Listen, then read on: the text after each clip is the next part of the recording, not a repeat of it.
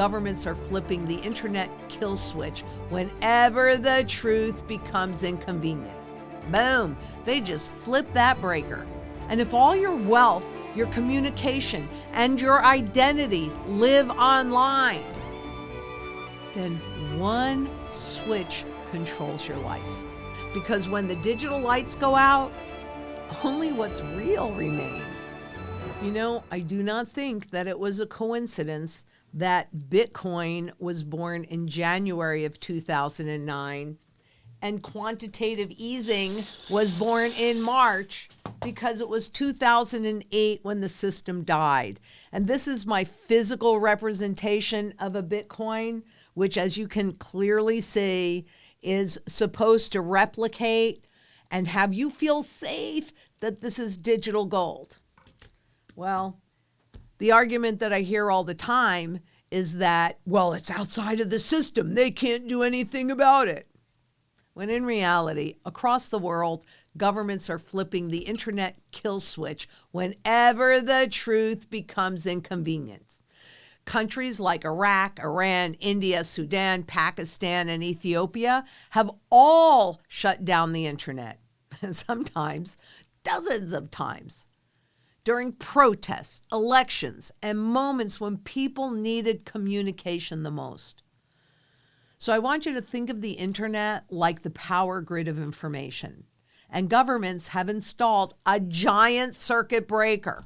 And the moment the system feels overloaded, too much dissent, too much transparency, and too much coordination, boom, they just flip that breaker. Not to protect the people, but to protect themselves and the system. And here's the pattern. Internet shuts down almost always show up alongside currency controls, capital restrictions, digital IDs, and surveillance expansions. It's the same playbook, just different chapters. And if all your wealth, your communication, and your identity live online, then one switch controls your life. And that's why we build resilience offline with a foundation of sound money, tangible assets, and community networks that no government can unplug. Because when the digital lights go out, only what's real remains.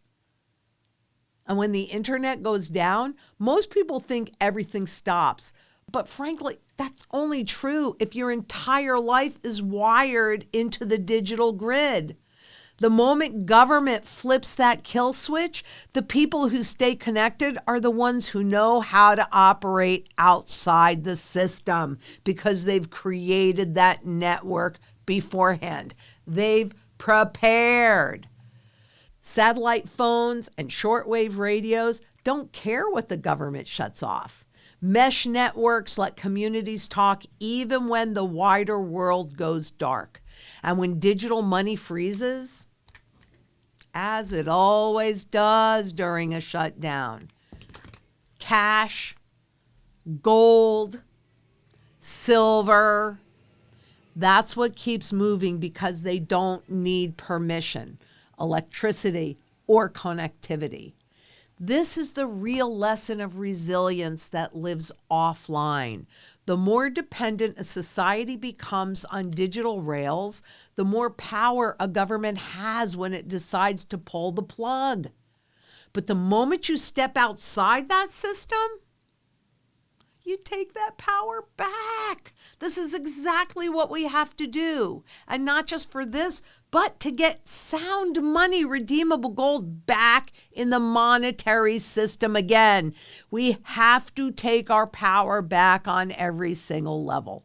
Because when governments cut the internet, they're cutting communication, coordination, commerce, documentation of events. Shutdowns often accompany protests, elections, currency controls, surveillance expansions. This is not rocket science. You can see it over and over again. This looks at Uganda going to the polls amid heavy security and internet blackout. They can and do, governments can and do close the system. It is critically important for you to make sure you have surety in food, water, energy, security, barterability, wealth preservation, community, and shelter. Get it done. What are you waiting for? Because if you wait and the government shuts down your access to your wealth, guess what? And what about our lovely Bitcoin? Well, Iran's currency crash tests Bitcoin's use without the internet. And guess what they found? Nada. They couldn't do anything with it. Iran's internet shutdown puts a spotlight on offline crypto technologies. So I said, well, what are they? Because we have to figure this out, right? The blackout triggered a surge of interest in offline crypto technologies, such as those mesh networks, which is a local network, sneaker net transfers, and other connectivity-free transaction methods. But these solutions, they're all still experimental. They aren't there yet. So people that tell me, well, they can't shut down Bitcoin because it's on the internet, I really want you to rethink that opinion, because fact would override that. Now, there are a number of different types of shutdowns. One is called throttling, which slows, but it's not fully off. Regional blackouts, specific cities or provinces. They can target specifics. National kill switch, that is a full disconnection from the global internet. Now you're in a cave, you have no idea what's going on in the rest of the world. And platform blocking, that's social media and messaging apps. So look, this is what doesn't work in a true blackout. VPNs. Now that's important. Tom, would you explain the importance of that? Yeah, so basically a VPN encrypts your internet connection to a server that's in a different part of the world. So let's say you go on vacation to Europe and you want to stream regionally restricted content, you can use your VPN to change your internet's location to the United States so you can watch your streaming show that's only available in the United States. Where this is really important is in countries that restrict media, the press.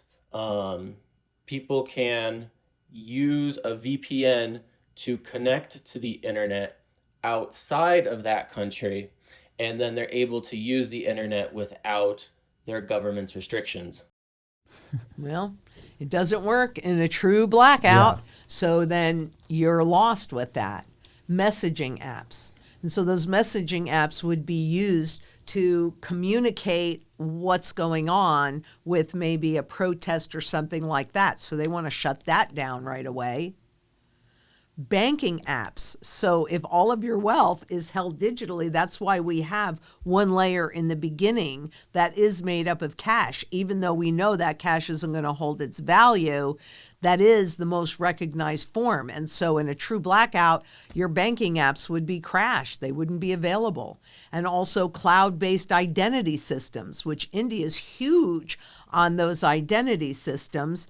And if you're required to prove who you are inside of a transaction, boom, you can't do that anymore. So basically you're locked out of your accounts. So there really is no fully good way to get around the system other than physical assets that you hold. And in the Zang strategy, the strategy is built in layers. So no matter what happens, you are covered, because gold and silver are truly outside of the system when they are physically in your possession, and they hold your purchasing power intact. That is the most important function that they perform, and I'm very glad that they do that. Because there will be barter. When things like this happen, things get very local for a while. There are just a whole bunch of different ways that you can barter. I like silver for my short transactions, but there's also any skill sets that you have. Communities can come together and create their own bank. We've seen that over again. Bartering service for service. I'll lay your irrigation if you plant my tomatoes, right? So there's all different ways around this if you're ready. And honestly, gold and silver in any form, I show you this all the time, is monetary at its base. Very important. Now let me show you, because you think they can't shut it down. How about the countries that have the most shutdowns? Wow, look at that. Iraq, 54. Iran, 47. India, 34. The point is, there is the list. You think they can't close down the internet? Think again. This is why it is so critically important that we come together in global community to get sound money back in the system again. Because if we have redeemable gold in that system, governments can't get away with this stuff because we'd all go in and pull the gold out of the system. Redeemable gold puts the power back in public hands, and that's where it needs to be. So join us. Join us on the Sound Money movement. This is a global movement to get redeemable gold back in the monetary system again, so that we, the public, take back our power no matter what is happening.